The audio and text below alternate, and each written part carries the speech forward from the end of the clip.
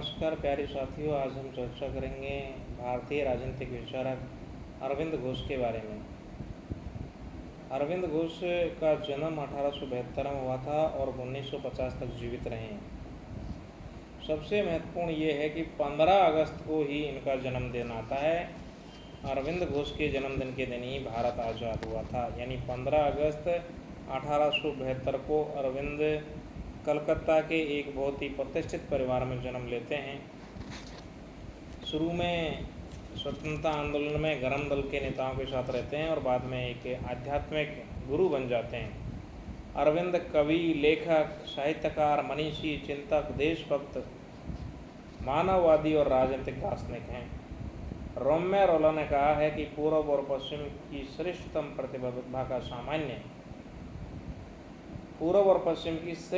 प्रतिभा का सामंजस्य जो बिठाया है वो है अरविंद।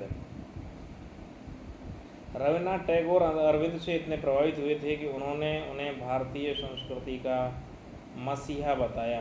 अरविंद देशभक्ति के कवि, राष्ट्रवाद के मसीहा और मानवता के प्रेमी के रूप में जाने जाएंगे भविष्य में, ऐसा रविन्द्रनाथ टैगोर ने कहा है।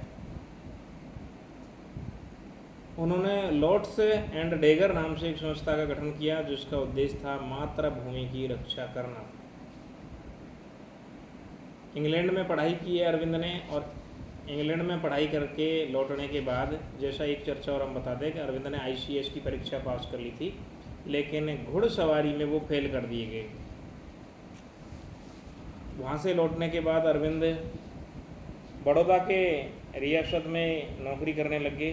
थोड़े दिन बाद में उन्होंने बड़ौदा रियासत से नौकरी छोड़ दी। हिंदू प्रकाश नाम का अखबार इन्होंने निकाला जिसमें क्रांतिकारी लेख छपा करते थे।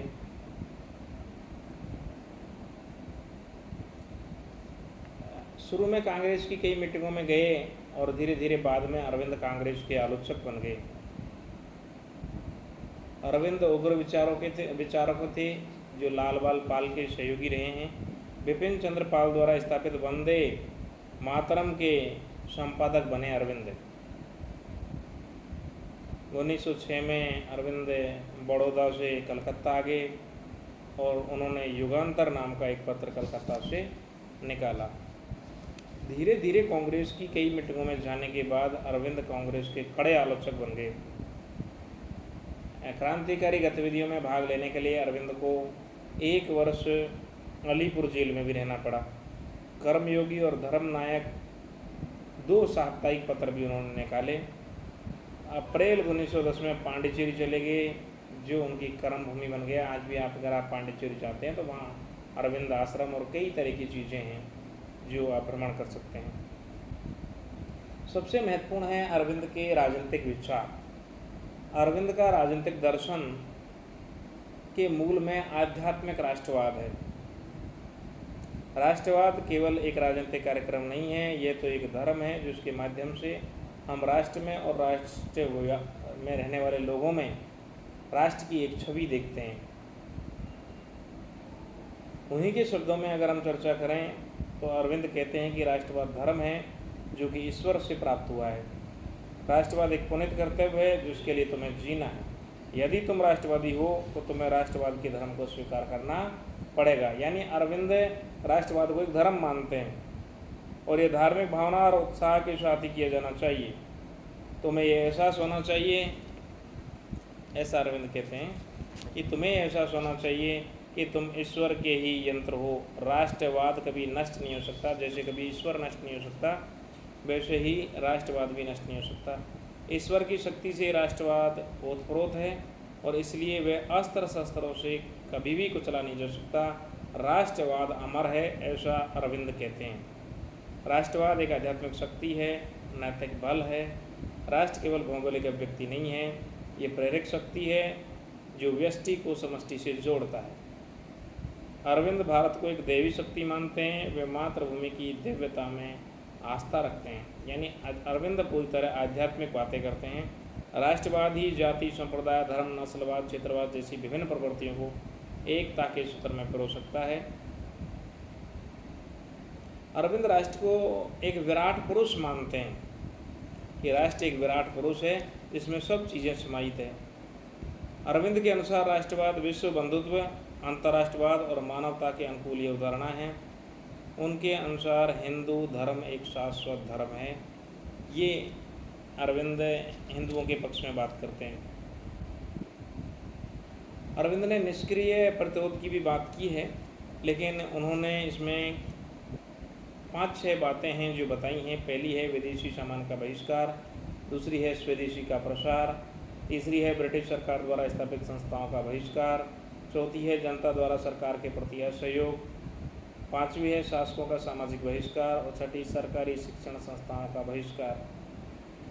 कभी कभी अरविंद निष्क्रिय प्रतिरोध और सशस्त्र क्रांति के बीच की बात भी करते हैं। अरविंद ऐसा नहीं है कि कोई सशस्त्र क्रांति की बात करते हैं और ना वो निष्क्रिय प्रतिरोध की बात करते हैं, ये इसके बीच का रास्ता ढूंढते हैं।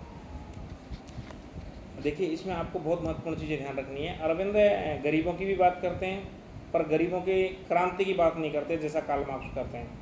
अरविंद पूंजीवाद के आलोचक हैं, लेकिन वे समाजवाद की भी उतनी वकालत नहीं करते जिसकी आड़ में नौकरशाही शक्तिशाली और महत्वपूर्ण बन जाती है। अरविंद का मानना है समाजवादी व्यवस्था में नौकरशाही हावी हो जाती है और राज्य अधिनायकवादी हो जाता है। पूंजीवाद निकृष्ट व्यवस्था है क्योंकि इसके अंतर्गत मजदूर का शोषण होता है और उसे विकसित होने का पूरा मौका नहीं मिलता है, ऐसा अरविंद कहते हैं। हालांकि अरविंद गरीब मजदूरों की बात करते हैं, लेकिन उन्होंने मार्क्सवादी दृष्टिकोण भी नहीं अपनाया। कार्ल मार्क्स तो कहते हैं कि श्रमिकों का शोषण कर रहे हैं पूंजीपति, तो पूंजीपतियों के धन को हड़प लेना चाहिए, लेकिन अरविंद कहते हैं कि श्रमिकों का नैतिक उत्थान होना चाहिए। बहुत इंपॉर्टेंट बात अरविंद ने कही है। किसान, गरीब, श्रमिकों के नैतिक उत्थान की बात अरविंद करते हैं। उन्होंने वर्ग संघर्ष की बात कभी भी नहीं की कि गरीब लोगों को धनवान लोगों से युद्ध कर लेना चाहिए, ऐसी सलाह अरविंद नहीं देते हैं, जबकि कार्ल मार्क्स ऐसी सलाह देते हैं। लेकिन उन्होंने एक भविष्यवाणी की जो धीरे धीरे साकार हो रही है भारत में, कि जागरूक श्रमिक भविष्य का स्वामी हो गया। धीरे धीरे श्रमिक मध्यम वर्ग में आ रहे हैं और वो धीरे धीरे अपर क्लास को कंट्रोल कर रहे हैं। अरविंद व्यक्ति की स्वतंत्रता को भी स्वीकार करते हैं। मनुष्य का असली स्वरूप तो आध्यात्मिक है, ऐसा अरविंद कहते हैं। अतः वास्तविक स्वतंत्रता आध्यात्मिक ही होती है। उनका विचार है जिस व्यक्ति ने आध्यात्मिक स्वतंत्रता को प्राप्त कर लिया उससे सामाजिक और राजनीतिक स्वतंत्रता भी प्राप्त हो जाती है। अरविंद की स्वतंत्रता की अवधारणा भगवत गीता और रूसों के विचारों का समन्वय है। रूसों के अनुसार नैतिक स्वतंत्रता वही है जो उन कानूनों का आज्ञा पालन है जिनका निर्माण हम स्वयं करते हैं। गीता में जो कर्म की बात की गई है, कर्मण्यवादिस्तारस्तु मा फलेषु कदाचन, क्योंकि फल मनुष्य के हाथ में नहीं है, अतः कर्म पर जोर है। कर्म चेतना से जुड़ा हुआ है और ये चेतना ही स्वतंत्रता है, ऐसी बात अरविंद करते हैं। अरविंद न तो अराजकतावादी हैं और न ही सर्वाधिकारवादी राज्य के पक्षधर हैं। वे राज्य को एक भौतिक आवश्यकता मानते हैं। ये बहुत इम्पोर्टेंट राजनीतिक दर्शन है।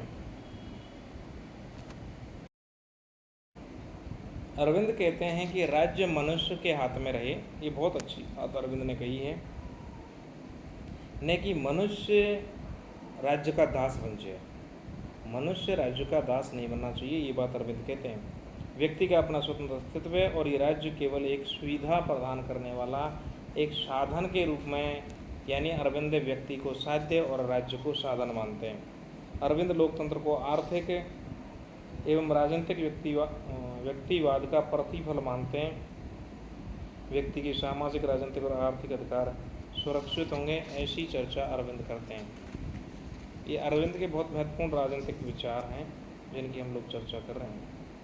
अरविंद लोकतंत्र में सुधार की भी बात करते हैं और वो 2 सुझाव भी देते हैं। एक सुझाव तो ये है कि सामाजिक चेतना हेतु जन जागृति का अभियान चलाना चाहिए ताकि नागरिक अपने अधिकारों के प्रति जागरूक हो और शासक पर अपना नियंत्रण स्थापित करें। दूसरा सुझाव अरविंद का है कि सत्ता का विकेंद्रीकरण हो ताकि समाज शासन के अनावश्यक हस्तक्षेप से मुक्त हो। ऐसी बात अरविंद लोकतंत्र के सुधार की करते हैं। राष्ट्रवाद के साथ व्यक्ति की स्वतंत्रता को जोड़ना उनका विशिष्ट योगदान है। बीपी वर्मा के अगर शब्दों में कहें तो नीत्शे ने सर्वप्रथम सुपरमैन की धारणा विकसित की थी, अति मानव की अवधारणा। यद्यपि रेनन की रचना में भी उसके बीज विद्यमान है, किंतु नीत्शे का अति मानव आक्रामक, शक्ति संपन्न और अति बौद्धिक प्राणी है। इसके विपरीत अरविंद का अति मानव सेवा रूपांतरित व्यक्ति है, जो अपने जीवन में उच्चतर दैविक शक्तियों और आनंद की अभिव्यक्ति करता है। इस प्रकार यद्यपि अरविंद ने अति मानव शब्द, ये बहुत इंपॉर्टेंट है कि अति मानव या सुपरमैन शब्द अरविंद ने नीत्शे से लिया है, किंतु उन्होंने आध्यात्मिक और वेदांती अर्थ उसको प्रदान किए हैं। नीत्शे के सुपरमैन से अलग व्याख्या उन्होंने की है। मनुष्य शाश्वत आत्मा है, वह क्षण भंगुर के साथ केवल खिलवाड़ कर सकता है, ये बात अरविंद करते हैं। राष्ट्रवाद धर्म है जो भगवान से प्राप्त हुआ है, राष्ट्रवाद धर्म है जिसे आपको जीना है, ये बार बार बात अरविंद करते हैं। राष्ट्रवाद अमर है, राष्ट्रवाद मर नहीं सकता, चूँकि ये ईश्वर तो है नहीं, ये तो क्या है, भगवान है, यानी ईश्वर बताता है। ये कह रहे हैं कि राष्ट्रवाद मनुष्य नहीं है जो मर जाए, राष्ट्रवाद तो ईश्वर है, ऐसा अरविंद कहते हैं। हिंदू राष्ट्र के बारे में अरविंद कहते हैं कि ये एक सनातन धर्म है, यही हिंदू राष्ट्रवाद है, ऐसी बात अरविंद करते हैं। भारत महान होगा, इसका मतलब सनातन धर्म महान होगा। अरविंद एक महान दार्शनिक, योगी और विचारक थे। 15 अगस्त को अरविंद इस दुनिया को छोड़ के चले गए, 15 अगस्त 1950 को, जबकि भारत आज़ाद हुआ है 15 अगस्त 1947 को, यानी जब भारत का स्वतंत्रता दिवस आता है उसी दिन अरविंद